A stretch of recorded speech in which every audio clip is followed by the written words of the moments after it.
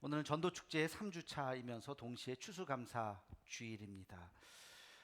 추수감사주일의 유래는 사실 미국에서 시작이 됐습니다. 1620년, 지금으로부터 400년 전인가요? 영국에서 종교개혁이 이제 독일에서 일어나서 영국까지 갔는데 구교와 신교의 갈등이 굉장히 있었습니다. 거기서 새로운 신앙의 자유를 찾아서 종교적인 핍박이 아니라 저기 바다를 건너가면 새로운 무슨 대륙이 있다고 하는데 거기 가서 우리가 정말 신앙의 나라를 만들고 거기서 마음껏 하나님을 찬양하는 그러한 나라를 만듭시다 해가지고 한 번도 가보지도 않은 이 대서양을 건너서 배를 타고 메이플라워라고 하는 이름을 짓고 그 배를 타고 대서양을 건너갑니다. 여름이 지나서 9월에 출발했는데 뭐 몇 주이면 도착할 줄 알았는데 무려 2달이나 걸렸어요. 미국의 지금 매사추세츠 동부죠. 거기에 11월 11일에 도착을 합니다. 도착했더니 미국 동부가 얼마나 춥습니까? 벌써 이미 겨울이 시작됐어요. 매서운 추위와 또 굶주림과 가난 속에 100여 명이 출발을 했는데 절반 가까이가 목숨을 잃게 됩니다. 그리고 거기 원주민들이 있잖아요. 인디안들이 저 사람들 누구냐 하면서 막 공격을 하고 그래서 절반의 사람들이 죽고 그 이듬해 봄을 맞이하게 되었습니다. 봄이 되었지만 먹을 것이 하나도 없었어요. 근데 그들을 지켜보고 있었던 선한 인디안들이 있었습니다. 저 사람들 보니까 나쁜 사람들이 아니네. 신앙의 자유를 찾아서 왔네 하면서 도와주기 시작했어요. 옥수수, 보리, 밀 같은 씨앗을 주고 이것을 농사를 짓고 잘 살도록 그렇게 그들을 잘 도와주었습니다. 한 해가 지났어요. 그 해 가을이 찾아왔어요. 변변치 않은 곡식이지만 그래도 추수를 하고 자기들에게 잘 대해줬던 그 인디안들을 초청해서 조촐한 잔치를 벌였습니다. 그리고 그 잔치의 첫 시작을 하나님 앞에 감사의 예배를 드렸죠. 그게 1621년 11월 마지막 주였습니다. 그것이 추수감사절의 시작이에요. 혹독한 겨울을 지나고 그 낯선 땅에 와서 한 해를 보내게 하셨던 하나님 앞에 감사하며 그들이 보잘것없지만 이렇게 무슨 풍성한 열매도 아니지만 그럼에도 불구하고 우리를 지켜주신 하나님 앞에 감사드리는 그 절기, 이것이 미국의 출발이죠. 지금도 미국 사람들은 그래서 이 추수감사 이 절기를 굉장히 중요하게 지키고 있습니다. 그 전통이 이제 계속해서 이어져서 우리나라에도 선교사님들에 의해서 복음이 전해졌을 때 대부분 미국의 선교사님들이 오셨기 때문에 이 추수감사주의를 지키게 되었습니다. 이것이 한국교회의 그대로 전통으로 이어져 내려오게 되었죠. 그래서 11월 보통은 셋째 주에 추수감사주일로 지킵니다. 우리도 얼마 전까지 셋째 주를 지키다가 우리 절기하고는 11월 셋째 주면 너무 좀 추워요. 그래서 교회마다 조금씩 날짜를 옮겨서 우리도 11월 첫째 주로 추수감사주일을 지키기로 그렇게 했습니다. 오늘 지키는 날 교회들이 생각보다 꽤 많이 있더라고요. 근데 우리도 추석이라고 하는 절기가 있죠. 추석은 많은 열매들을 거두고 그리고 그것을 가지고 조상께 제사를 지내는 그런 절기인데요. 추수감사절의 방점은 추수에 있는 것이 아니라 곡식에 있는 것이 아니라 감사에 있는 것입니다. 감사. 무엇을 거두었든지 간에 하나님께서 한 해 동안 우리를 지켜주셨다라고 하는 이 감사의 모든 방점이 찍혀져 있는 것이에요. 조금 더 본질적으로 이야기해 보면 여러분 우리가 그리스도인인데 그리스도인의 가장 중요한 정체성이 무엇이냐? 그리스도인은 누구냐? 그리스도인은 바로 감사를 고백하는 사람입니다. 감사할 수 있는 사람이 바로 그리스도인이라고 하는 것입니다. 그 사람이 감사할 수 있다면 그리스도인이요. 만약에 감사가 없다면 그 사람은 그리스도인이 아니에요. 무늬만 그리스도인이에요. 우리가 그리스도인이라고 한다면 마땅히 당연히 감사를 고백해야 하는 것입니다. 지난 2주 동안 복음의 핵심에 대해서 말씀을 나눴습니다. 첫째 주에는 무신론과 유신론에 대해서 이야기하면서 하나님은 존재하시고 하나님은 살아계실 뿐만 아니라 그 하나님이 우리를 아시고 우리를 사랑하시는 분이시다 하는 것에 대해서 제가 첫째 주에 말씀을 드렸고요. 그리고 지난주는 우리를 사랑하시는 하나님이 우리를 품으셔야 하는데 한 가지 문제가 있었다. 그게 우리 안에 있는 죄까지 그냥 품을 수가 없어요. 그래서 이 죄를 씻어주시는, 사해주시는 그 일이 있어야 되는데 우리의 죄를 사해주시는 분이 하나님의 아들이신 예수 그리스도, 그분을 십자가에 못 박으심으로 죄에 대한 대가를 치르게 하셔서 그 예수를 믿는 자마다 우리의 죄를 다 덮어주시고 우리에게 영원한 생명을 주셨다. 그분이 우리의 구원자가 되신다라고 하는 것을 말씀을 드렸습니다. 이것이 아주 중요한 복음의 핵심이라고 죄송합니다. 목이 갑자기 메인입니다. 예수님 얘기하니까 그 말씀을 드렸어요. 자, 그래서 우리가 예수님을 영접하는 자마다 우리는 그리스도인이라고 이야기합니다. 그리스도인, 예수 믿는 사람이라는 거예요. 자, 그러면 예수 믿는 사람은 무엇을 의미하는 걸까요? 예전에 제가 어떤 한 사람이 귀화해서 한국인이 된 스토리를 들은 적이 있어요. 그럼 우리는 뭐 태어날 때부터 한국인이니까 대부분이 당연히 한국인이 어려운 거 없죠. 그러나 외국 사람들이 이 땅에서 살면서 언어를 익히고 낯선 문화에 적응을 하면서 그러면서 귀화까지 해서 한국 사람으로 된다는 것은 대단히 어려운, 시험도 어렵고요, 대단히 어려운 그 한국의 역사도 시험 봐야 되고요, 그 과정이 있는 거예요. 그분이 그 주민등록증을 받아들면서 얼마나 기뻐하는 모습을 제가 이렇게 보게 되었는데, 그럼 한국인이 되었다는 것은 무엇을 의미할까요? 한국의 법, 우리나라의 헌법, 한국인의 이 법을 당연히 지켜야 되는 것이죠. 이제는 그 사람은 한국말로 살아야 돼요. 그리고 한국인으로서 느끼는 혜택, 여권도 대한민국 여권으로 이제 외국에 나갈 수 있는 것이고, 혜택만 있는 것이냐? 아니요. 동시에 의무도 지어주는 거예요. 한국인으로서의 의무. 자녀를 낳는다면 그 자녀가 아들이라면 어디 가야 돼요? 군대도 가야 돼요. 한국인이니까 아들은 다 군대를 가야 돼요. 그럼 그러한 단순히 주민등록증 하나가 차이가 아니라 한국인으로서의 정체성으로 살아가는 것이죠. 자, 우리가 예수 믿었다, 하나님 계시는구나, 나를 위해서 예수님 십자가에 달려 돌아가셨구나, 아멘 하면서 우리가 예수님 믿으면 그냥 내가 그리스도인이 되었지라고 하는 것만 달라지는 것이 아니라 우리의 모든 정체성이 달라져야 하는 것입니다. 하나님은 우리의 아버지가 되시고 우리는 어둠 속에 있는 것이 아니라 빛 가운데로 살아가고, 우리의 삶이 끝나는 그날 그냥 아무것도 아닌 것이 아니라 우리 영원한 생명, 저 천국에 주님과 함께 영원히 살아가는 그 나라에 들어갈 수 있는 권리가 주어지는 것입니다. 근데 이 권리만 있는 것이 아니에요. 우리가 이 땅을 살아가는 동안 우리가 해야 하는 의무도 있어요. 의무.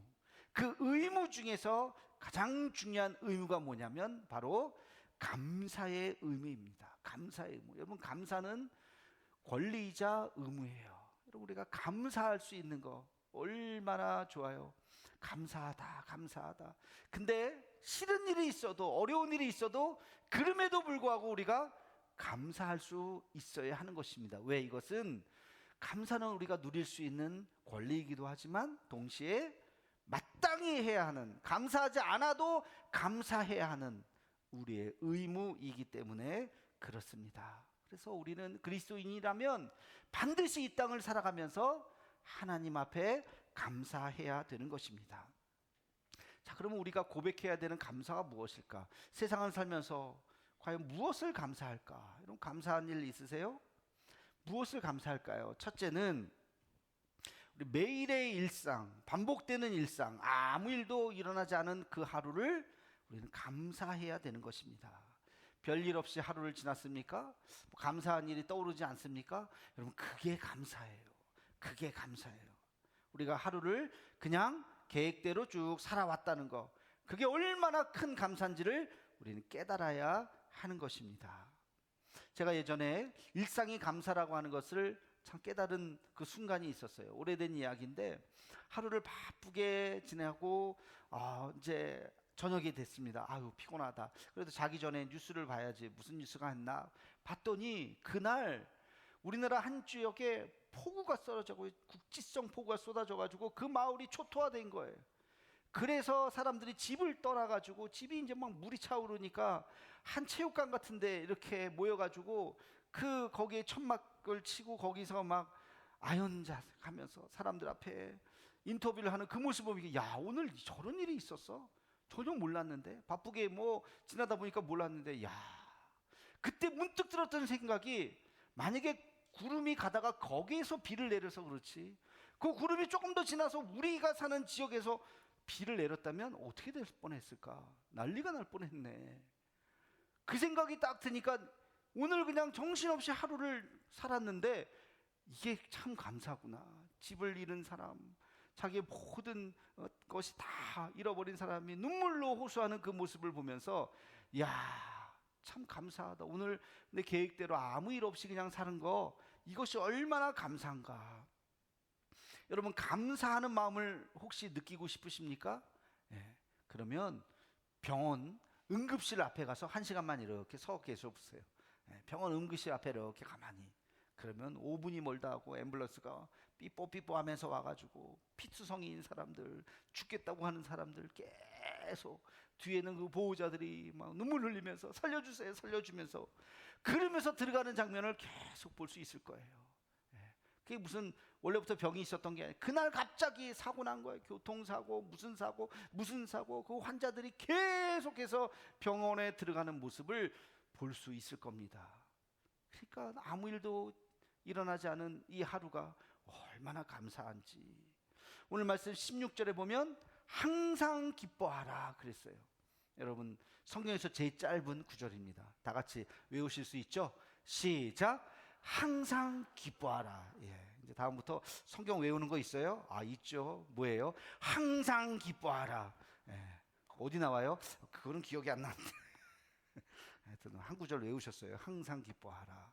여러분, 여기 이 항상 기뻐하라는 말에 방점이 어디 있느냐? 기뻐하라는 게 아니에요. 기뻐하지 않는 사람이 어디 있어요? 우리 아들이 대학에 합격해서 얼마나 기뻐요. 돈 많이 벌었대요. 사업에 성공했대. 얼마나 기뻐요. 다 기뻐하죠. 이 말씀의 핵심은 기뻐하라가 아니라 어디예요? 항상 기뻐하지 않는 순간. 대학에 떨어졌대요. 에휴, 아니에요. 항상 기뻐하라. 대학에 떨어졌어도 기뻐하라. 그게 말이 됩니까? 여기서 말하는 항상이라고 하는 단어는 바로 그거예요. 언제나 우리가 일상을 살아가면서 아무 일도 일어나지 않았던 그 일상, 그것이 그냥 기쁨이다, 감사다. 제가 어느 교회 갔더니 그 교회 표가 재밌어요.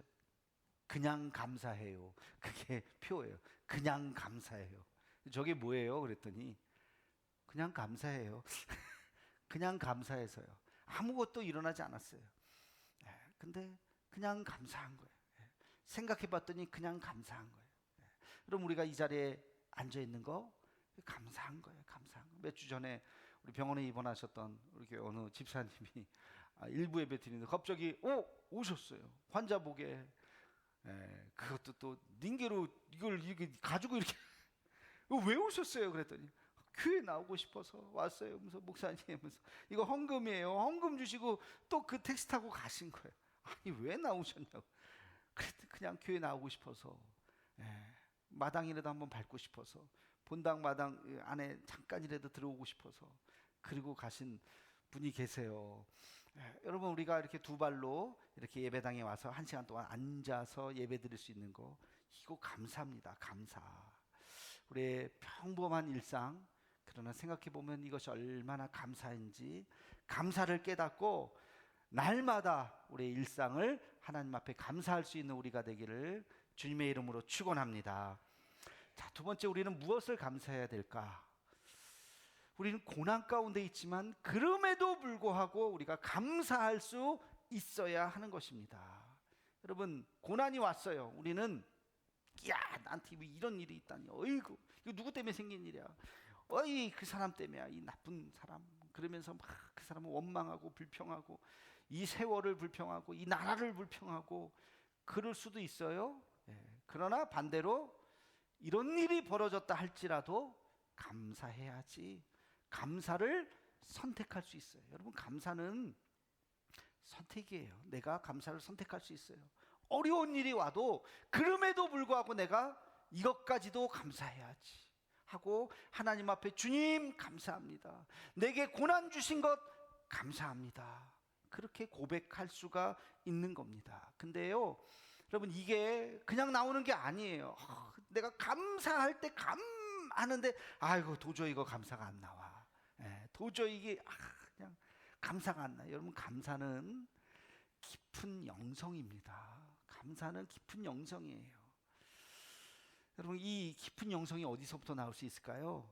기도예요. 기도. 평소에 우리가 하나님 앞에 기도하는 사람이라고 한다면, 우리 그리스도인들은 기도하는 사람인데, 우리가 기도한다면 어떠한 상황이 벌어진다 할지라도 당황하지 않고 주님 감사합니다 하고 감사가 나올 수도 있어요. 오늘 말씀해 보면 17절에 뭐라고 나와요? 쉬지 말고 기도하라. 아까 항상 기뻐하라 보단 두 글자가 더 많아요. 그래도 그 정도는 외울 수 있죠? 17절 시작. 쉬지 말고 기도하라. 이야, 훌륭하십니다. 두 절 외우셨어요. 쉬지 말고 기도하라. 여기에서도 중요한 게 뭘까요? 쉬지 말고, 항상, 언제나. 우리가 언제나 기도로 무장되어 있을 수 있다면 어떤 상황이 내 앞에 벌어져도 그럼에도 불구하고 내가 감사를 선택할 수 있는 감사의 사람이 될 수 있는 줄로 믿습니다. 감사의 사람, 여러분들은 교회 나오시는 분들은 잘 알겠지만 오늘 처음 나오시는 분들은 혹시 모를 수 있어요. 그래서 제가 이분을 소개하려고 해요. 그가 누구냐면 바로 요셉입니다. 요셉. 여러분, 요셉은 그의 아버지 야곱의 12아들 중에 11번째로 태어난 아들이에요. 근데 11번째니까 별로 존재감이 없을 것 같은데 그의 아버지 야곱은 요셉만 너무너무 사랑했어요. 왜 그랬냐면 사실 이 야곱이 부인이 넷인데 진짜 사랑한 부인은 따로 있었어요. 이 4명 중에 1명. 나머지 셋은 떨거지에 떨거지. 그냥 딸려온 거예요. 딸려온 거. 둘 몸종이었고 둘은 이제 자매였는데 그 자매 중에 동생을 너무 사랑했는데 그의 장인이 큰 언니가 먼저 시집가지 않으면 동생은 시집갈 수 없다고 큰 언니까지 같이 줘버린 거예요. 그러니까 자기는 이 둘째 딸이 너무 사랑스러운데 그 둘째 딸의 애를 못 낳다가 겨우겨우 난 그 아들이 바로 요셉인 거예요. 그러니까 11번째 낳았어요. 11번째지만 내가 정말 사랑하는 여인의 아들이니 얼마나 이쁘겠습니까? 나머지는 아들들은 별로 그냥. 근데 그 요셉만 사랑했어요. 근데 다른 형제들이 볼 때는 아버지가 너무하잖아요. 이거 뭐 요셉만 편해. 아유 저놈의 자식 저거 하면서 뭐 요셉한테만 뭐 옷도 좋은 거 입혀주고 막 그러니까 형들이 화가 난 거예요. 그러다가 어느 날 애굽으로 가는 상인들이 쭉 집 앞을 지나가는데 야 형들이 야 저 요셉을 팔아버리자. 그리고 아버지한테는 짐승에 잡혀서 먹혀서 죽었다고 이야기하자. 그렇게 말도 안 되는 그런 짓거리를 해서 요셉을 진짜 돈 받고 팔아버려요. 그리고 아버지 이 옷 이거 요셉 옷인데요. 이 피투성이 보세요. 짐승들이 다 먹은 것 같습니다. 아이고 연기를 하니 아버지가 아연질색을 한 거예요. 그렇게 요셉을 애굽에 팔아버립니다. 요셉이 졸지에 종이 되었어요. 노예가 되었어요. 그러나 요셉은 하나님의 사람이었어요. 절망하지 않았어요. 하나님 앞에 기도했어요. 성경에 보면 하나님이 요셉과 함께 하셨다 그랬어요. 성경 어디든지 그는 하나님을 원망하거나 형들을 원망하거나 세월을 원망하거나 그런 이야기가 나오지 않아요. 늘 그는 하나님과 동행하였더라. 하나님과 동행했다는 게 뭐예요? 늘 기도의 사람이었어요. 언제나 그의 그 종살이가 편하지는만은 않았어요. 그러나 자기에게 주어진 일, 그것이 허드렛 일이든 무슨 일이든 성심껏 그 하루하루를 살았어요. 종이 아무리 성실하게 산들 뭐가 됩니까? 종은 종이잖아요. 그럼에도 불구하고 열심히 어느 날 왕이 꿈을 꿨는데 희한한 꿈을 꿨어요. 야 이게 무슨 예지몽인데 이게 무슨 꿈인지를 모르겠다. 혹시 꿈 해석 잘하는 사람이 있으면 내 앞으로 데리고 와라. 근데 요셉이라는 친구가 굉장히 영적인 친구예요. 뭐 예전에 우리 꿈도 해석해주고 그랬어요. 하면서 사람들이 왕 앞에 요셉을 데리고 온 거예요. 그 왕이 너가 꿈 해석을 잘하느냐 하면서 꿈 얘기를 했더니 요셉이 딱 듣고 왕이시여 이것은 굉장히 중요한 꿈입니다. 그러면서 왕 앞에서 이야기합니다. 자, 앞으로 7년 동안 대단한 풍년이 될 것입니다. 그래서 아주 곡식이 넘쳐날 것입니다. 그런데 7년이 지난 후에는 그 7년 풍년보다도 훨씬 더 혹독한 흉년이 올 것입니다. 굶어 죽는 사람들이 너무나도 많을 것입니다. 그래서 이 풍년 동안 잘 대비를 해야 우리가 흉년 7년을 살아남을 수 있습니다. 그런 꿈입니다. 얘기했더니 왕이 야, 너 기가 막히다. 너에게 총리의 자리를 주겠다. 이 7년 풍년 동안 잘 대비를 해서 7년 흉년을 잘 지나갈 수 있도록 해라 라고 이야기를 합니다. 졸지에 요셉은 총리가 된 거야. 얼마나 치밀하게 잘 준비를 했던지 이제 풍년이 지났어요. 잘 곡식을 거두고 있었어요. 흉년이 시작됩니다. 한 해, 두 해, 3년이 지나니까 막 난리가 나는 거예요. 그때부터 곡식을 조금씩 사람들 굶어 죽지 않도록 잘 베풀었어요. 그게 이집트뿐만이 아니라 애굽뿐만이 아니라 이스라엘까지도 아주 흉년이 너무너무 심한 거예요. 요셉의 형제들이 야, 우리도 지금 먹을 것이 없다. 이렇게 있다가는 굶어 죽겠다. 이야기를 듣지 않니 애굽에는 먹을 것이 있다고 하는데 우리 가서 양식을 조금만 얻어옵시다. 형들이 애굽까지 갑니다. 애굽에 가서 곡식을 찾아서 갔더니 요셉을 만나게 된 거예요. 요셉이야, 요셉. 우리가 바랐던 그 요셉이 어떻게 총리가 됐지? 요셉도 딱 보니까 자기의 형들이 거짓골을 해가지고 한 푼만 줍시오, 조금만 줍시오 하면서 온 거예요. 야, 요셉이 이런 못된 형들 당장 감옥에 가두고 막 그렇게 할 수 있었지만 요셉이 형들을 보면서 뭐라고 이야기합니까? 여러분 창세기 45장 8절 말씀, 기가 막힌 말씀이 나옵니다. 우리 함께 같이 읽겠습니다. 시작. 그런즉 나를 이리로 보낸 이는 당신들이 아니요 하나님이시라. 하나님이 나를 바로에게 아버지로 삼으시고 온 집의 주로 삼으시며 애굽 온 땅의 통치자로 삼으셨나이다. 아멘. 이게 바로 요셉의 고백이에요. 그는 원망하지 않았어요. 형들을 원망하지 않았어요. 내가 어떻게 여기 와서 종노릇하고 노예로 삼고 저지 일을 바닥바닥 내가 그냥 살아생전에 내가 가만히 두나 보나, 원수를 갚아야지 라고 하지 않았어요. 그는 어떤 사람이라고 그랬어요?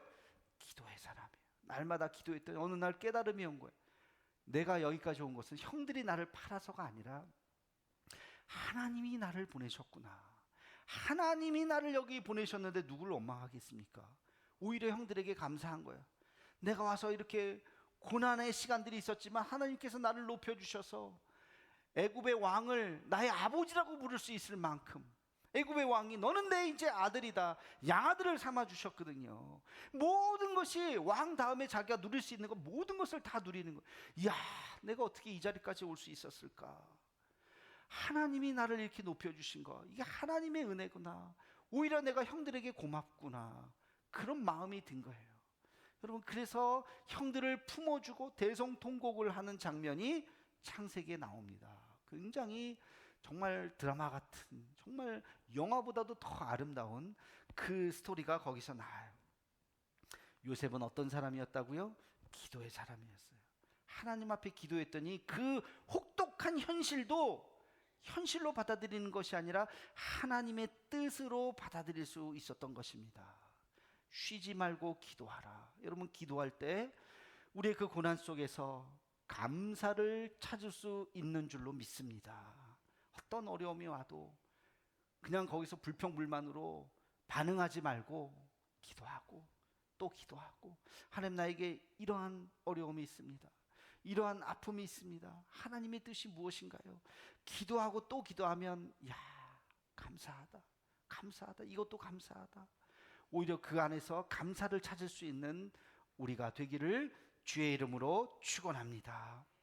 마지막으로 우리가 고백해야 되는 감사는, 여러분, 이 감사는 바로 축복을 여는 통로이기 때문에 우리는 감사해야 할 줄로 믿습니다.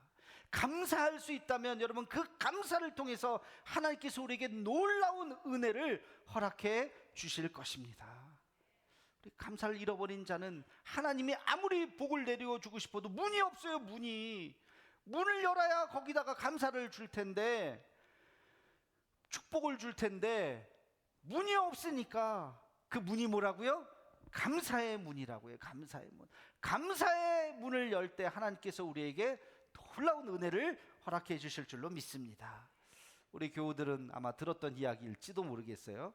그러나 또 망각의 은사를 주셨기 때문에 다시 한번 들으시고, 저도 다시 한번 이 이야기를 다시 한번 꺼내니까 저도 더 그 은혜가 돼요. 또 처음 들으신 분들은 이 놀라운 이야기를 한번 들어보시기 바랍니다. 1954년, 한 70년 전쯤 되겠나요? 인종차별이 굉장히 심했던 미국의 남부, 특히 남부는 굉장히 심했거든요. 거기 시골 마을에 한 흑인 아이가 태어납니다. 근데 그의 어머니는 미혼모예요. 남편이 누군지도 몰라요. 그 흑인 아이가 태어나는데 어머니는 돈 벌러 가버리고 그 흑인 여자아이는 할머니 손에 길러지게 돼요. 인종차별이 심했던 그때에 어머니도 없고 아버지도 없고 할머니 손에 큰 그 흑인 아이가 무슨 사랑을, 누구한테 사랑을 받겠어요? 여기저기 치이고 매질당하고 천덕꾸리 신세로 살다가 9살에 사촌 오빠한테 성폭행을 당해요. 14살 때는 누군지도 모르는 아이를 갖고 아이를 출산을 해버립니다. 근데 그 아이가 죽죠. 얼마나 큰 우울증에 빠졌겠습니까? 내 인생이 이게 뭘까? 사람들로부터 환대받지 못하는 20대 초반이 되었는데 이미 마약에 손을 댔어요. 그의 몸은 다 망가졌어요. 몸무게가 107kg까지 나갔어요. 못생긴 흑인, 아무도 친척도 없고 아무도 사랑해주지 않는 마약 중독자 20대의 여인, 무슨 희망이 있겠습니까? 아무 희망이 없어요. 그것이 그 여인의 현재의 모습이었어요. 희망 없이 살아가는 그때에 누군가 그에게 이런 조언을 합니다. 그래도 감사를 찾아봐. 하나님께서 너에게 주신 은혜가 있을 거야. 감사를 고백해. 하나님께서 그 감사를 통해서 너에게 복을 주실 거야. 내가 무슨 감사가 있어? 내 인생에 무슨 감사가 있어? 그러나 어느 날 문득 감사를 찾기 시작했어요. 무슨 감사가 있을까? 아침에 딱 일어났는데 눈이 떠졌는데 그날따라 상쾌한 하루였어요. 그러니까 감사합니다 하나님, 오늘 하루를 맞이할 수 있게 해주셔서 감사합니다. 감사가 나오는 거예요. 방문을 탁 열었더니 찬란한 태양이 쫙 비치는 거예요. 오늘도 태양이 쫙 비치죠. 그 신선한 공기와 찬란한 태양을 보니까 감사가 나오는 거예요. 하나님, 이렇게 아름다운 태양을 맞이할 수 있게 해주셔서 감사합니다. 하루를 지나가는데 누가 일로 와서 점심을 먹어라. 그리고 스파게티를 이렇게 만들어서 주는 거예요. 스파게티를 먹는데 감사가 또 있는 거예요. 야, 오늘 생각지도 못했던 이렇게 맛있는 음식을 먹게 해주셔서 하나님 감사합니다. 이분이 책을 좋아하기 시작했어요. 책을 읽는데 어느 날 너무 감동적인 책을 읽었어요. 책을 덮으면서 하나님, 이런 귀한 작가가 이런 귀한 책을 쓸 수 있도록 해주셔서 감사합니다. 보니까 하루를 살아가는데 감사가 많은 거예요. 나 같은 인생 속에서도 감사가 많은 거예요. 그 감사를 적기 시작했어요. 매일매일 감사를 적기 시작하면서 그의 인생이 달라지기 시작한 거예요. 감사가 너무너무 많아지고, 그리고 자기의 인생에 하나님께서 하나하나 큰 은혜를 주기 시작합니다. 중간 생략하고, 이분이 어떤 사람이냐, 미국인들이 가장 존경하는 인물 중에 하나, 1년에 1억 5천만 불을 1억 5천만 원이 아니고 1억 5천만 원도 대단한 건데 1억 5천만 달러를 벌어들인 여인, 그의 재산이 10억 달러가 넘는, 감이 안 오죠? 10억 달러, 1조가 넘는 거예요. 1조가 넘는 여인이 되었어요. 미국에서 가장 존경할 뿐만이 아니라 한 주간지에서 20대의 이 세계를 움직이는 10대 여성 중에 한 명으로 뽑힌 여인, 바로 오프라 윈프리입니다. 사진 딱 나와야 돼요. 여기서 오프라 윈프리, 타임즈의 모델로 되어 있는 사진 가만히 보면 별로 이렇게 이쁜 얼굴은 아니에요. 흑인이고, 그러나 20대 초반까지는 아무것도 가진 것이 없는 여인이에요. 사진 내리셔도 돼요.